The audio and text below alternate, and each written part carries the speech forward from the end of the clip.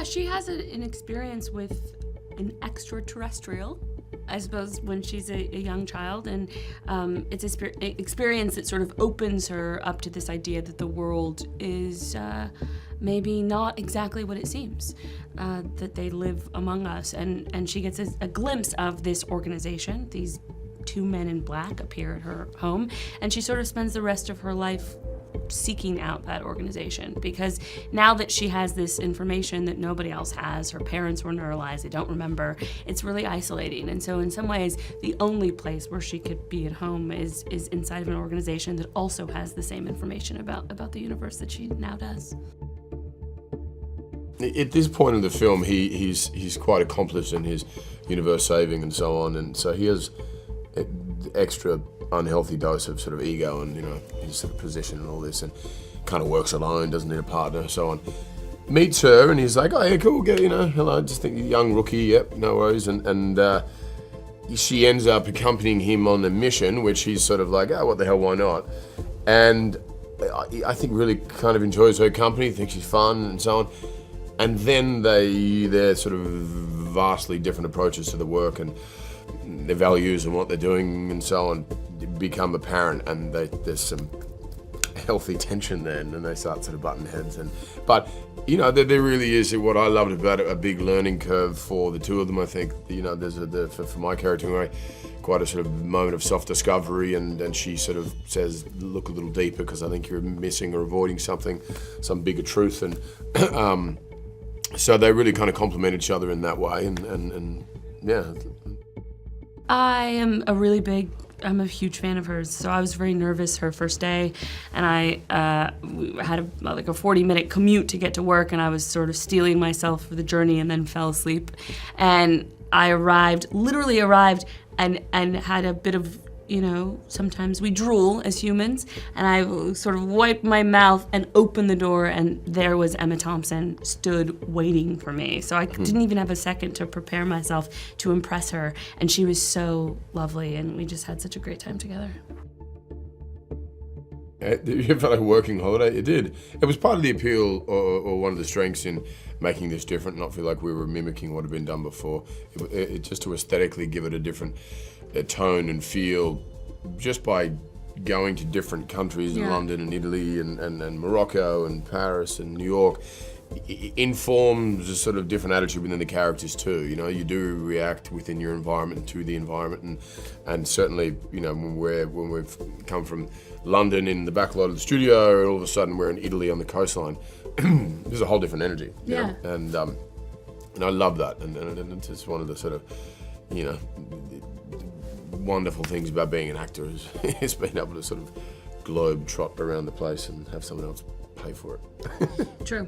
I did so much shopping in Morocco. Every time they would call cut, I would like run, because we were essentially shooting where you shop in the Medina, so I got a lot of things. How'd you get that back into the country? You know, a little form to fill out, and you're like, do you have any wood or leather or da-da-da-da? Yeah, they shipped it for like, me. No. They shipped it for me. You went shopping too, you remember? No, I got arrested at the border security.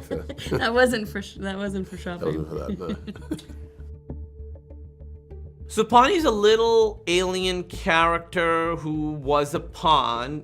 He has spent his whole life on a chessboard serving his queen, and I think I can say this in the beginning of the film. Well, not in the beginning, but when they meet me, my queen has just been murdered by the baddies. And so I pledge loyalty to Tessa Thompson's character, and then she sort of becomes my queen, and for the first time in his life, he gets to leave the chessboard and experience the actual world. So that's kind of what Pawnny is. He's just this very excited little creature just getting to experience the world for the first time. I was there. Yeah, I was on set almost. I was there for every scene. There's one action scene that I wasn't there for. Yeah, I had a little stunt double. I have a little chick that's my stunt double, and so she was there for that. I mean, that's the thing. They're so talented. They're such great actors, but they're also really, really funny. It's just, it was very disappointing to me that I was not the funny one on set. That they were really, really, really funny. But that's what was, it was great because they're lovely people, but also amazing performance. And I was watching the performances each time and how it varied and the things that were consistent. I learned a lot. In some ways, Men in Black is no different than anything else, which is it begins with a character and it continues on with the story.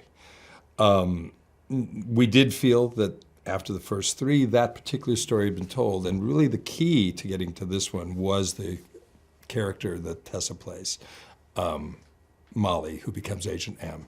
Not as only is she a woman, which is in some ways notable for a film called Men in Black, but she, unlike Will's character or any other Men in Black agent, actually had an encounter with an alien as a very young girl and was not neuralized, and spent the next 20 years trying to find the Men in Black, believing there was something out there.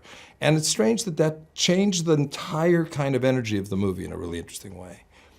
Yeah, we didn't feel confident about making, trying to reinvent the franchise until we came up with that specific. And again, it wasn't even so much about, oh, let's make it a woman this time. It was just this idea of this young girl. We had this scene idea and how it would open and how it makes you enter the agency in a very different way and invest in her. And it's the one thing, because as most people know, the development of stories and scripts takes a while, and often there are many different versions, different stories, but that character and the idea of the character she would meet, who was kind of the opposite, she had fought her whole life to find out the truth because her parents had been neuralized, so they thought none of this happened. She was this lone, what looked like conspiracy theorist, but a lone woman trying to find this organization because she knew what she saw was real.